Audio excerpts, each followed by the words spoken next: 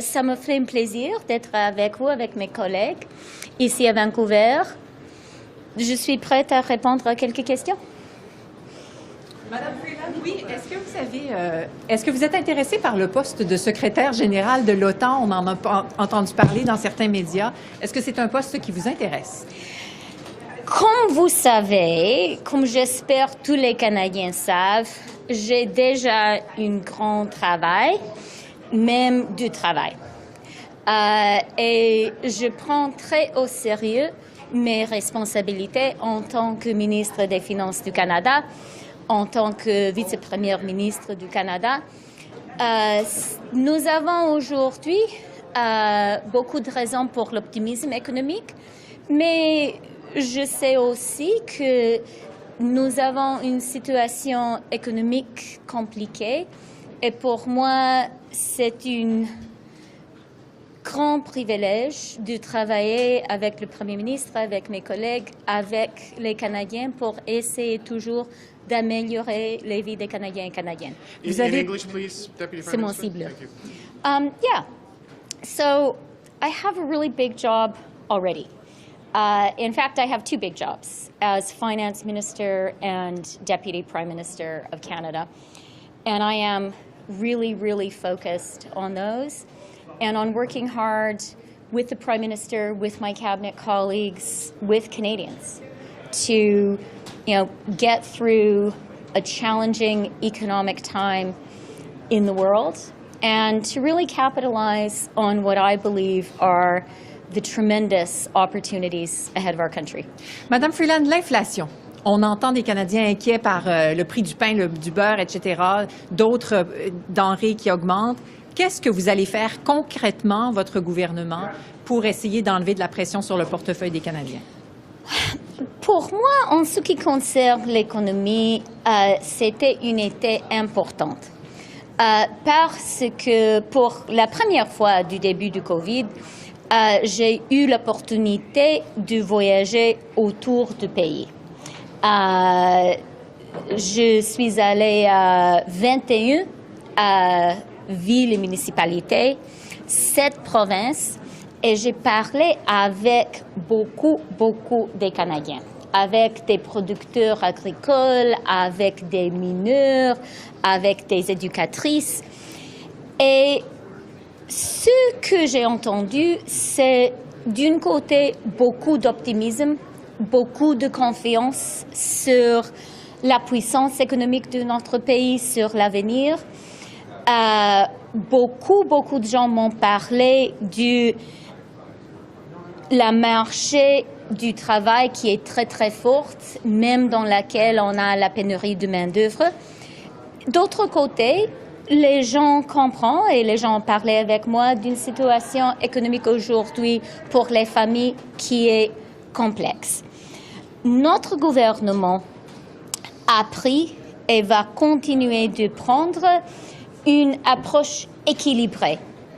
D'un côté, pour nous, c'est très important de penser du long terme, de prendre des mesures pour la croissance stable et durable. Nous comprenons que les Canadiens aujourd'hui font face à une situation compliquée. Nous comprenons aussi que c'est très important pour notre gouvernement de ne pas créer des plus graves problèmes pour notre économie. Et pour cette raison, d'un côté, on va appuyer, et on a déjà appuyé les Canadiens. D'autre côté, on va continuer de prendre une approche fiscale responsable et prudente, comme on a fait dans le budget d'avril. Deputy Prime Minister, I wonder if we could get your reaction to the Bank of Canada's interest rate hike. And I know you've resisted specific cost of living measures to this point, pointing to the affordability package in your budget. But you said you wouldn't rule it out should circumstances change. With inflation still running hot and with the interest rates going up and that hitting Canadians, what's the trigger point from when you decide to do something extra to help people deal with the cost of living? Look, it's a very important question and something the Prime Minister and I have devoted a lot of time to talking about with each other and with our teams over the summer, and something we'll be talking about with Cabinet colleagues today and tomorrow. This has been a very important summer for me because really for the first time since COVID hit, I've had the chance to get out in the country and talk to a lot of Canadians. I was in 7 provinces, 21 towns and cities.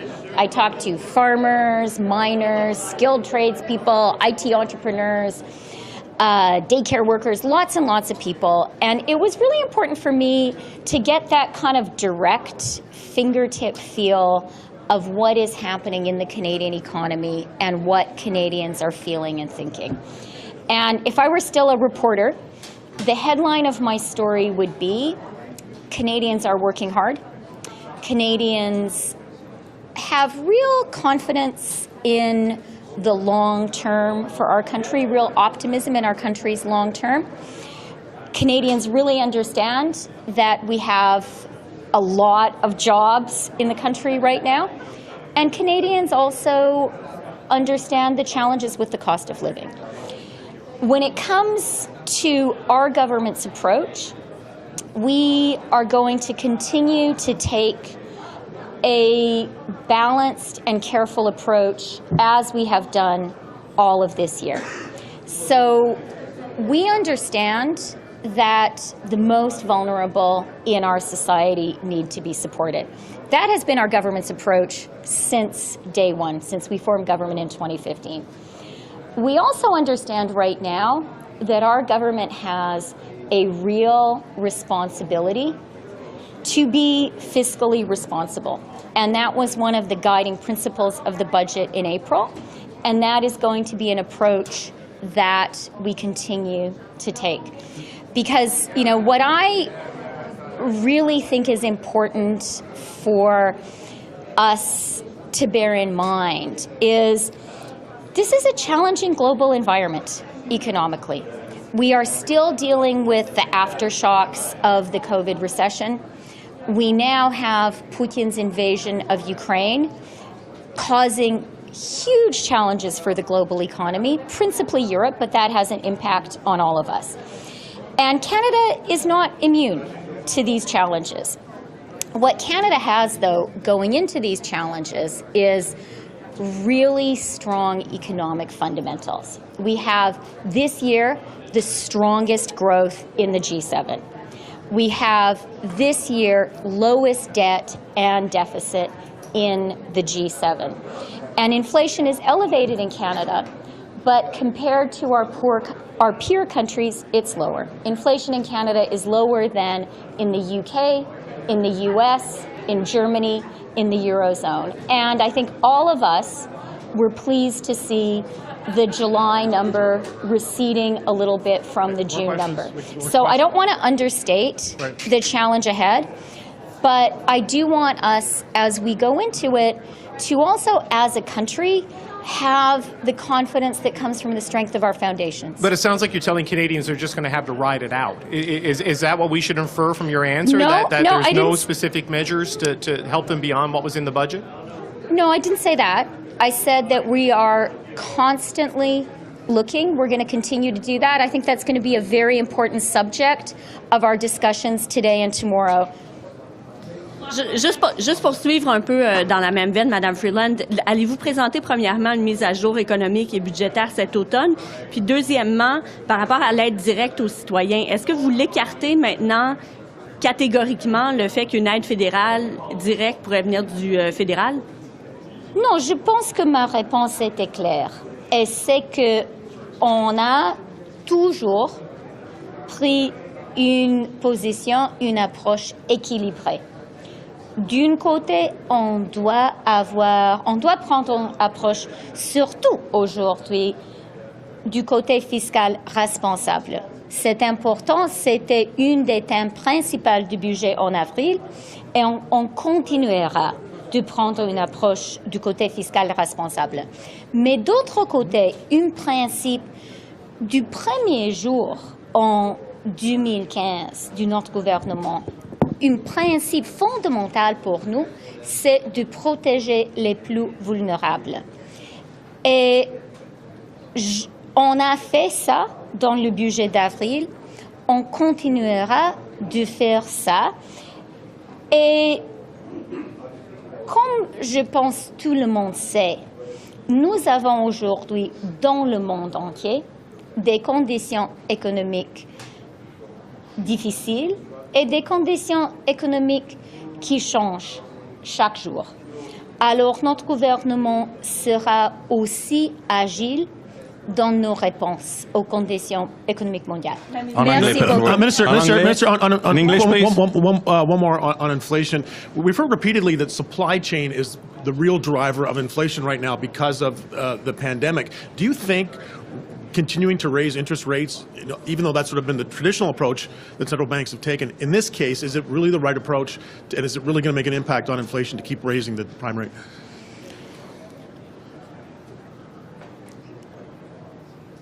As when COVID first hit, and as we have gone through these two really volatile years in the world, which more recently included Russia's illegal invasion of Ukraine, I have found myself coming back time and again to what are Canada's fundamental strengths. And I think a lot about peace, order, and good government. That is Canada. We are a country which very fortunately has still strong institutions and strong public trust in our governing institutions. That is something easy to have as a country in sunny times. It's hard to do when the global storm hits. And we have had a lot of global storms hitting us over the past 2 years. And I started there because, from my perspective, now more than ever is a time for Canadians to build social trust with each other and to have trust and confidence in Canada's fundamental governing institutions. And one of Canada's fundamental institutions is the Bank of Canada. It's not my job to do the bank's job. And I do think it's important for Canadians to recognize that the bank has the mandate and the tools and the expertise to tackle inflation, which is elevated today. It sounds like you're trying to be polite and saying you're not going to criticize the decision. I generally try to be polite. Yeah, I do. I think it's a good principle of public life. But do you think it's the right approach generally, without today's decision? What I was saying actually is that I recognize the independence of the Bank of Canada as one of the fundamental institutional pillars in Canada. And I am not going to jeopardize that. I think that's an important part of me doing my job. Okay, thank you very much. See you later.